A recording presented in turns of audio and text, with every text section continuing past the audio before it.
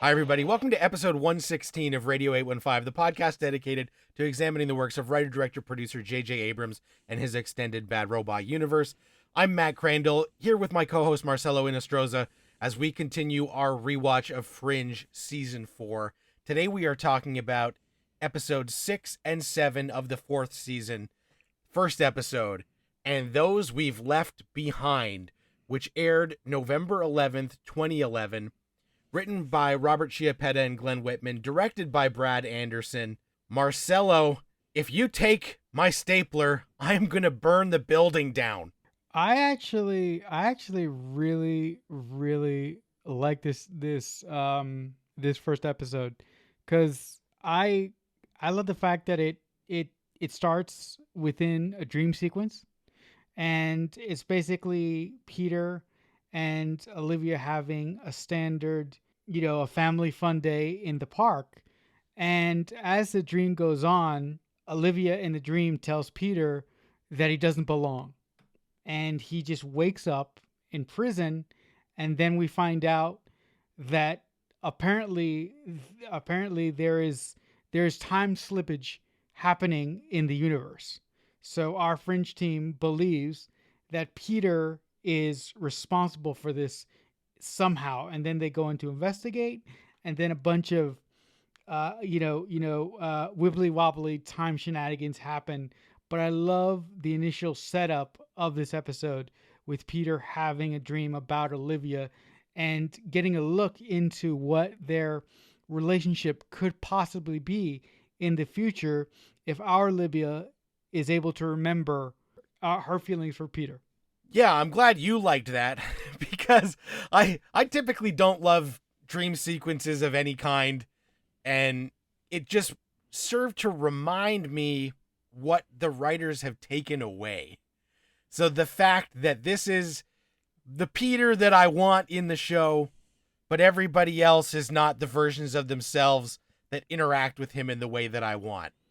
So I get a little bit frustrated again, but the best aspect of this episode, and it is not the fact that again we have a Fringe incident happening because a husband is doing something for his wife, which is like they've got 5 different things that they just pull out of a hat, it feels like at this point.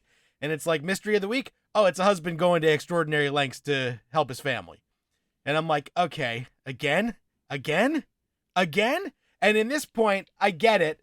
And this is actually like a topic that will hit home for a lot of people. And the fact that it is this husband doing this thing because his wife has dementia and he wants to go back to a time where she didn't have that is relatable. But I basically check out for like a lot of the mystery of the week stuff. But the thing that I did love about this first episode is that we are in Peter's point of view for the entire 3/4 of the episode, which I absolutely loved. And as shit starts to go weird with the time travel, Joshua Jackson finally, for the first time in this 4th season, is able to have fun.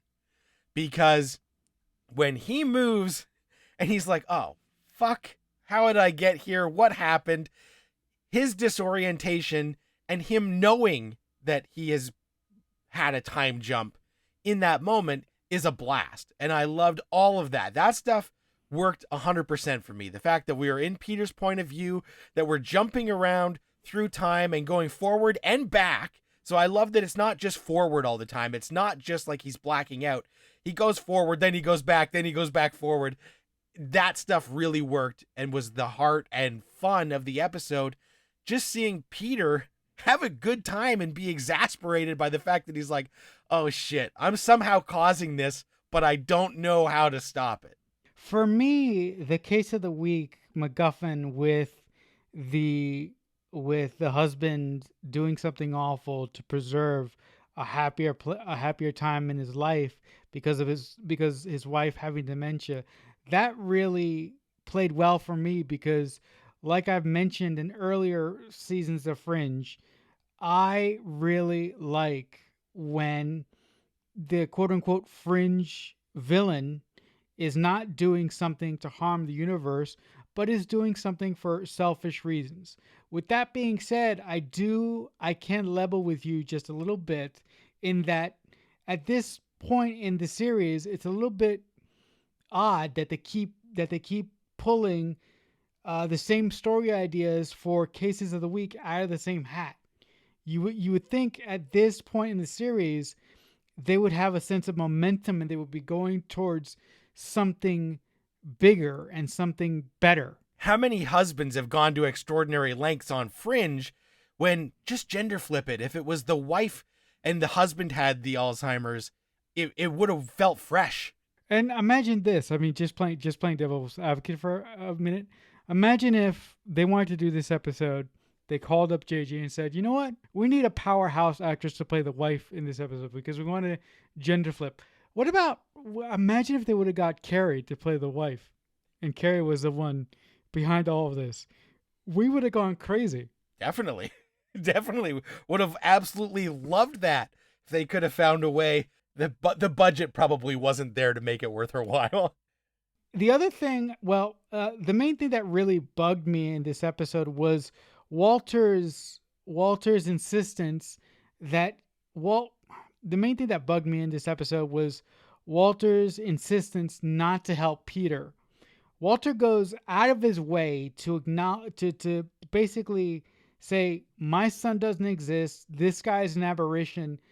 I'm not going to deal with this." I understand how Walter feels, but again, at a certain point, I'm like, Walter, you have to acknowledge to at least a point that he is your son, and I understand your feelings, but you need to deal with them and you need to help this man, because if you do not get out of your own way, something much worse could happen because of your inability to accept what is in front of your face at this very moment. So that act really pissed me off in this episode. Yeah, it is frustrating as they are plotting on the map and trying to figure out what is happening and if there's a pattern. And Walter, because he has refused, begrudgingly, he spots it and he's like, "Oh, like, I don't want to help you people, but this is the fucking thing that I got to point out, that it's this spiral and it's a Fibonacci sequence. And oh my God, I can't believe I'm helping the people I said I wouldn't help," which is frustrating to us because we are still on Peter's side where we're just like, get over it.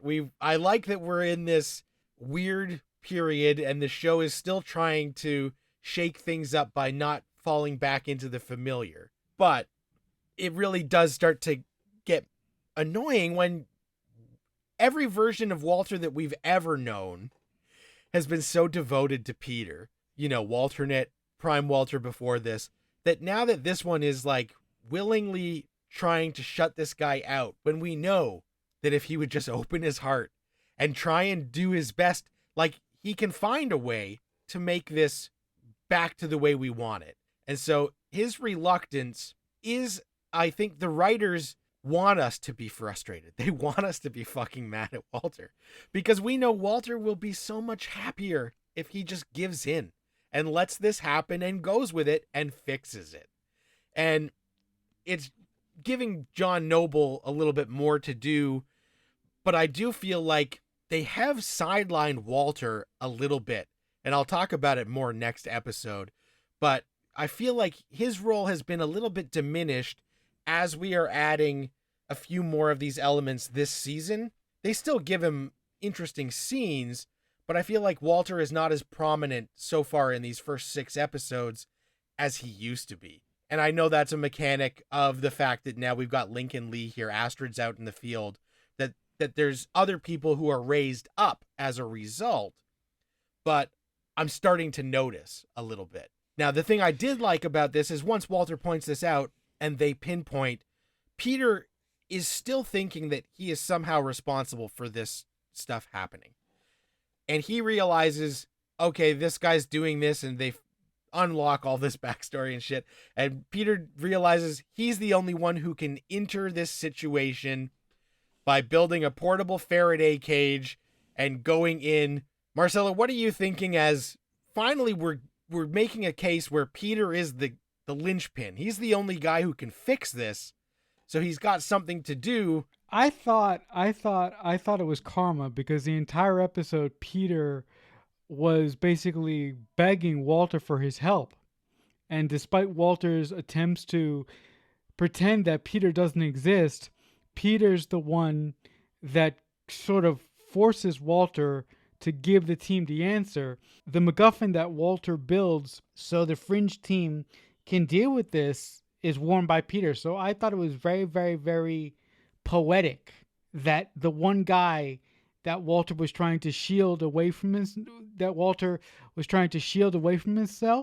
is the one guy that basically solved this case for the Fringe team. The Faraday jacket that Walter built was awesome.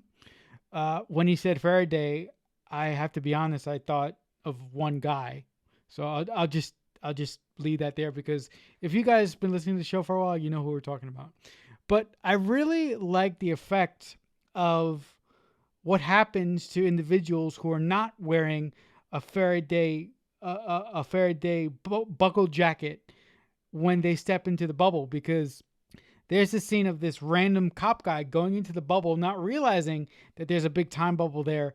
And within seconds, he starts to go mad and he just disintegrates. So I thought that was a very, very awesome effect. And I really, really liked it. Also, I like the production design of this episode with the machine that this husband builds in the basement. I thought it was really cool and it was really, really effective. I like the emotional beats of the wife coming to the understanding that it's not 2007 anymore. I really like those.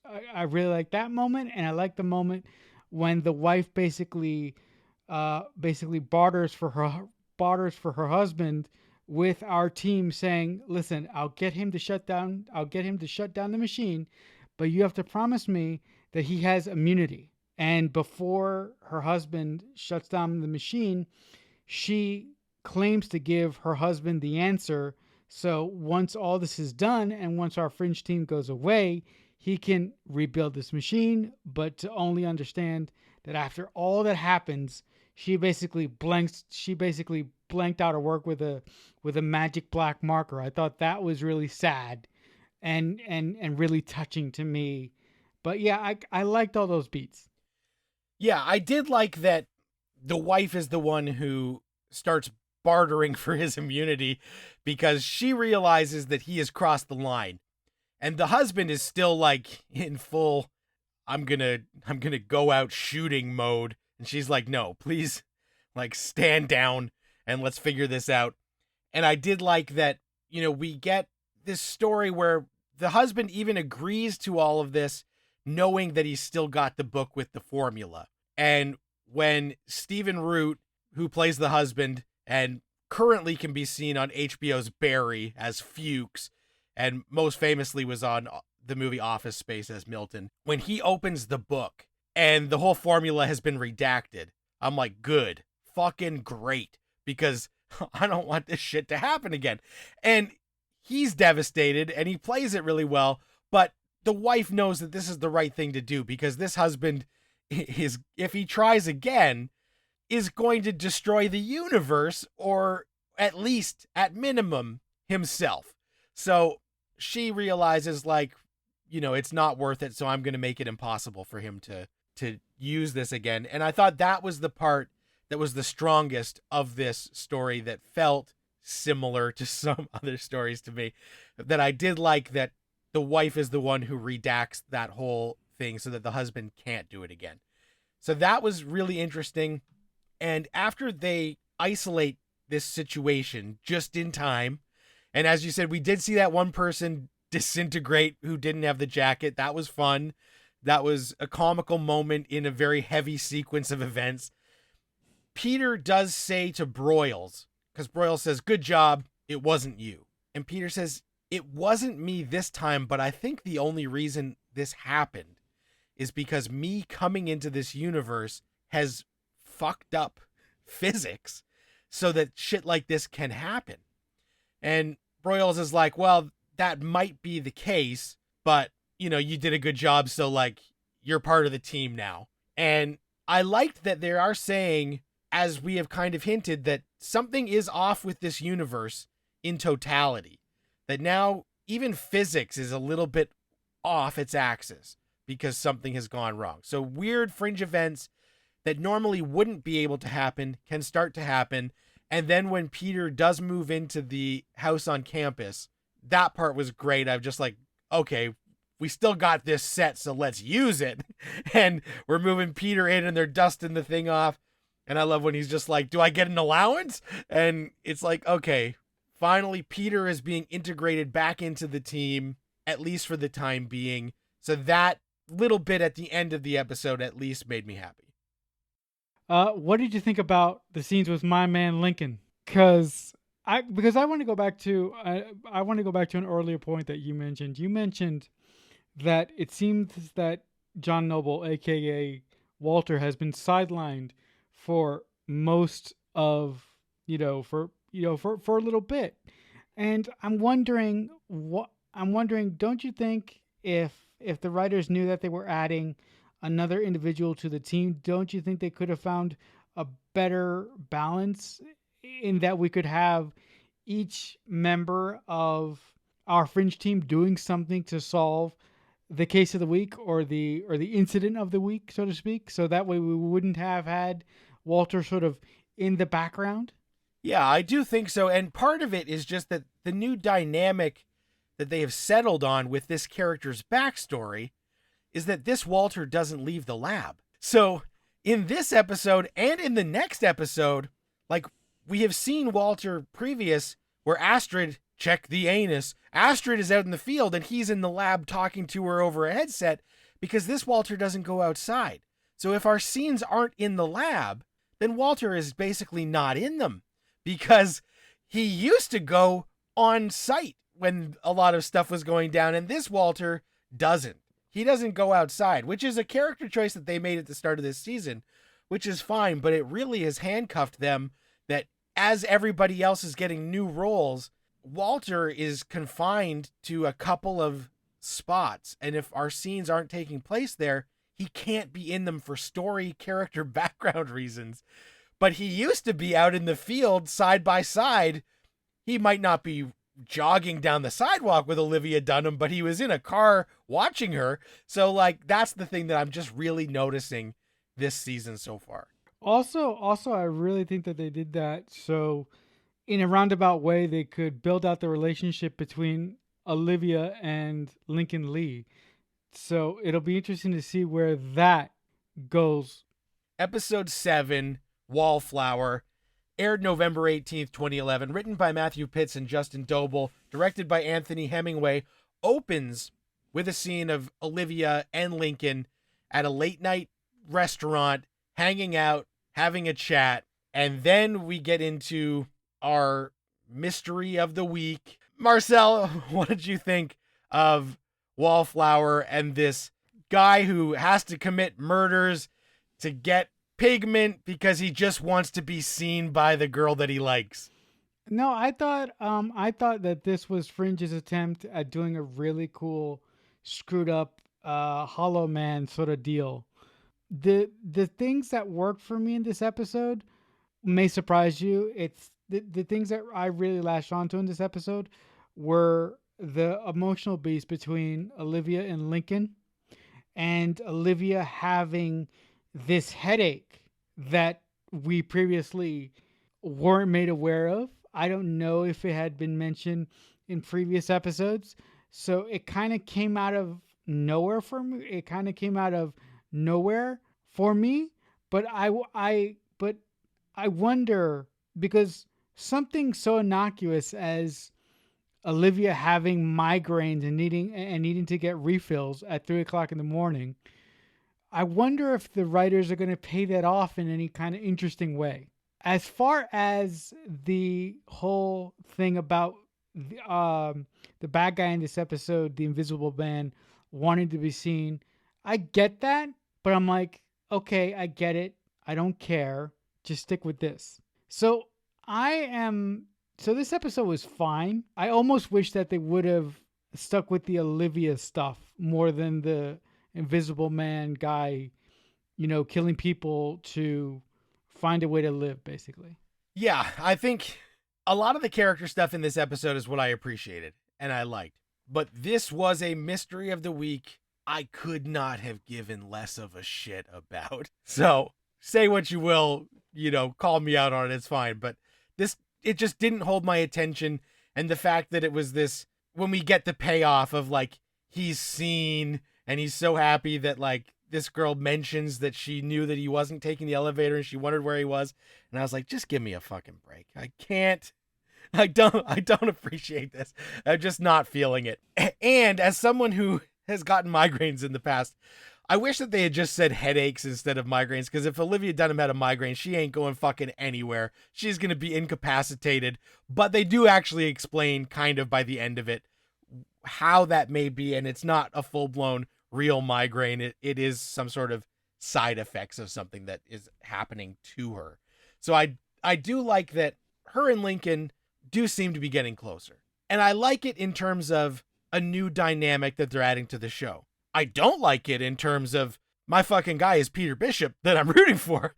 And him and Olivia Dunham are the OTP of this show. So get this Lincoln guy off of my screen and get my original people back together.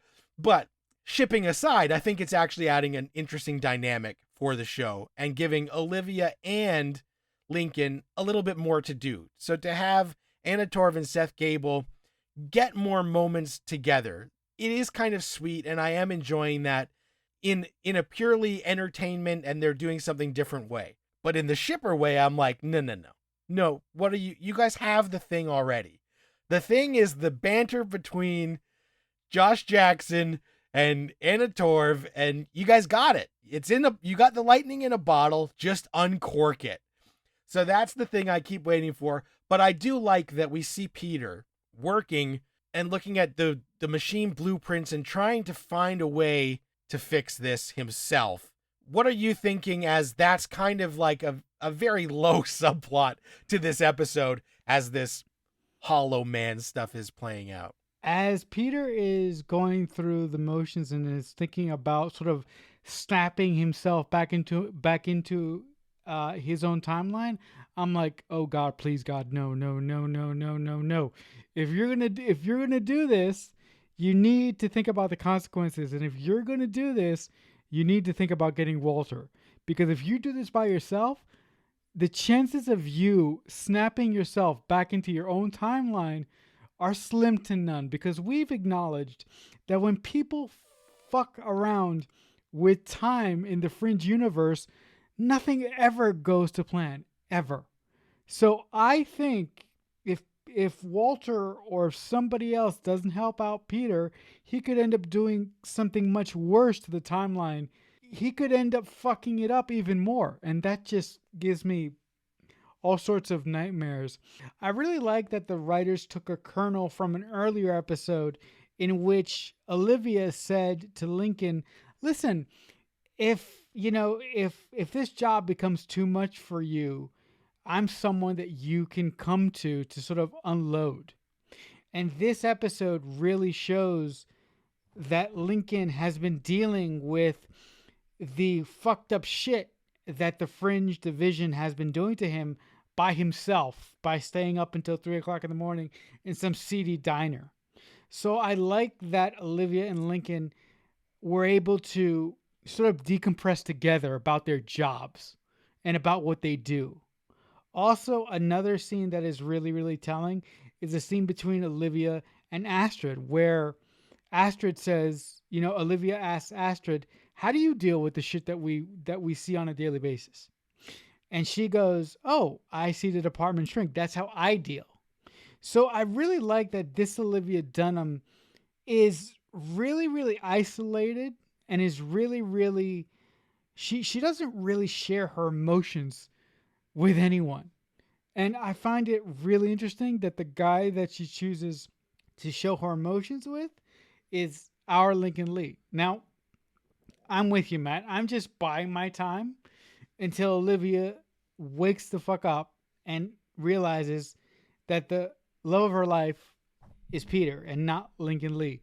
But with that being said, I'm enjoying the character dynamics between Olivia and Lincoln in this episode way more than I have previously. Yeah, I think that's a good point. And I do like that Astrid scene with Olivia. And there is a funny moment where Astrid is out in the field and Walter is in the lab talking to her over the thing. And he's giving her instructions, but his mouth is so full of food she can't understand it. She's like, "Are you eating right now?" And he's like, "Oh, yeah, of course I am."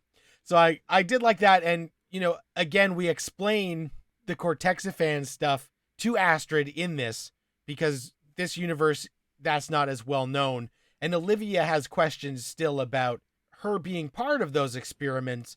And maybe that's part of how she's feeling a certain way. So I thought that was really interesting. I will acknowledge that as much as I did not like the mystery of the week, we can draw subtext and parallels to Peter's situation because he's a man who's not being seen the way that he wants to be seen because he is displaced. And I appreciate that, but it's some heavy-handed shit that I don't think worked.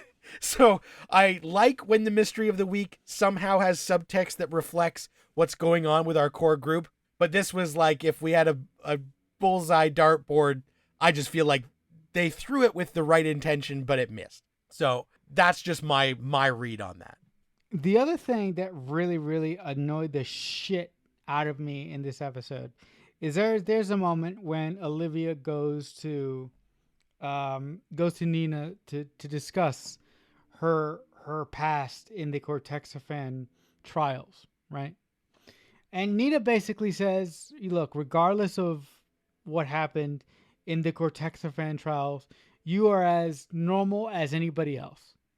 So I'm like, okay, they're bringing up Cortexiphan again because they mentioned it in the previously on segment, and they mentioned it to Astrid, and now we have Olivia going to Massive Dynamic and talking about her time at Cortexiphan, talking about how she had a positive effect on Nina's life when Nina basically adopted them. This whole Cortexiphan thing, this whole setup is leading to the final moment when Olivia was supposed to meet Lincoln at the diner at 3 a.m. She's just about to step out of her apartment, and wham! Some smoke comes from underneath her door.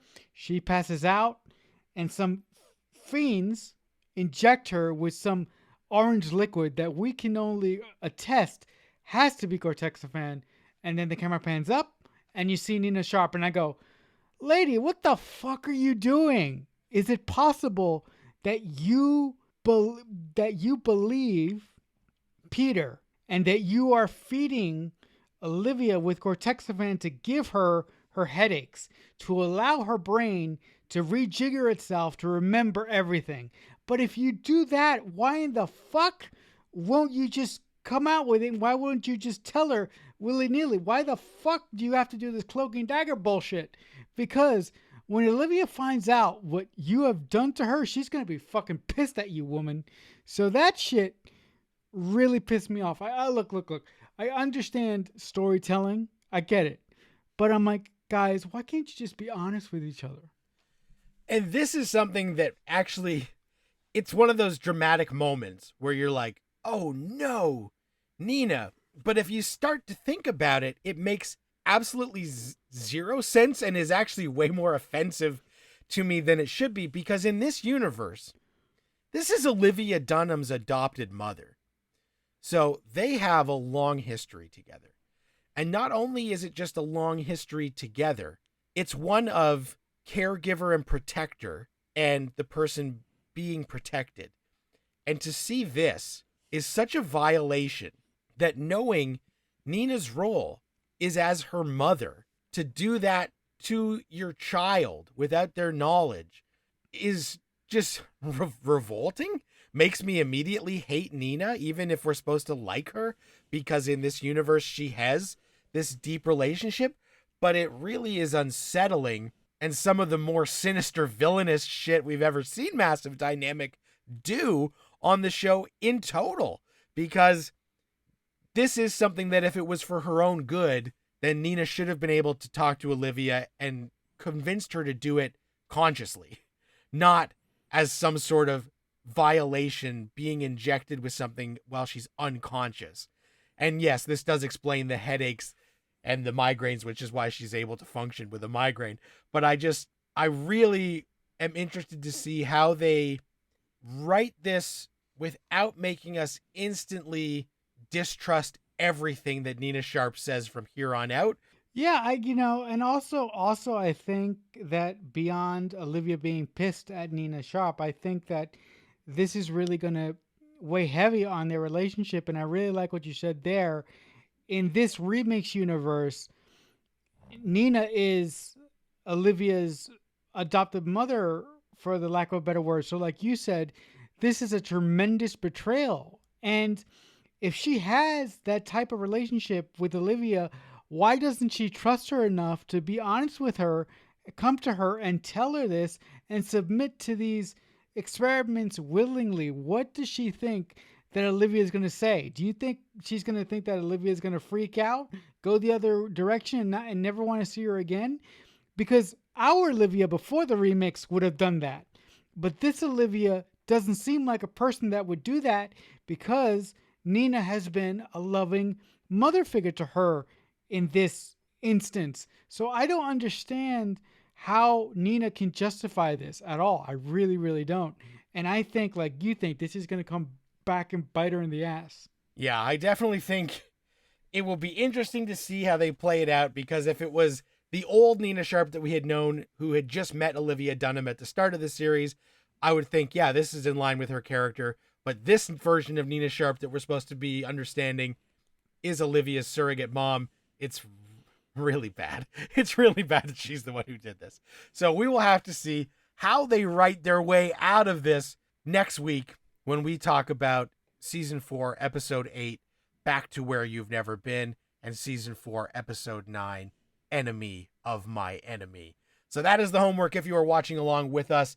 If you guys are enjoying this show, thank you. We're happy that you're here. Please like, follow, subscribe, rate, review, tell a friend, tweet, let people know. Anywhere you get podcasts or on YouTube, we have a channel, Radio 815, on there as well. If you want to get in touch with us, you can tweet using the hashtag Radio 815 or add us, JJUniverse815. I'm on Twitter at Matt Crandall. Marcelo, Twitter's a good spot to get in touch with you. How can the people do that? You can find me on Twitter, as Matt said. I'm at FreakFanatic88. That'll do it for this week. Thanks so much for listening. Until next time, Radio 815 over and out. Radio 815 is a Balloonhead Productions presentation in association with Killer Newt Productions.